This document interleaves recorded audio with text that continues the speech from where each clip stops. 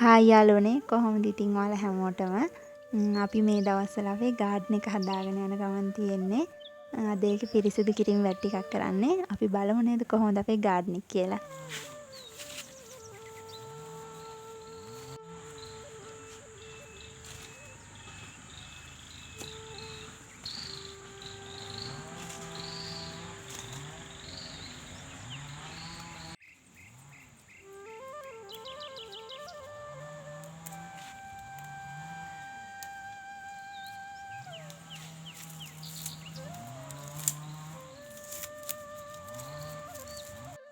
ඉතින් යාළුවනේ අද අපේ අයියටත් නිවාඩු නිසා අපි දෙන්නම හිතුවා ගාඩන් එක ටිකක් සුද්ධ කරලා ලස්සනට තියාගන්න. මොකද මට නම් ගොඩක් දවසකින් ගාඩන් එක සුද්ධ කරන්න බැරි වුණා. මගේ පොඩි වැඩ තිබුණා ඒ වැඩත් එක්ක.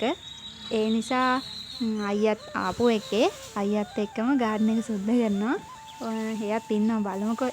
එයා නම් හරි ආසයි මේ වගේ ලස්සන චූටි පැලවලට.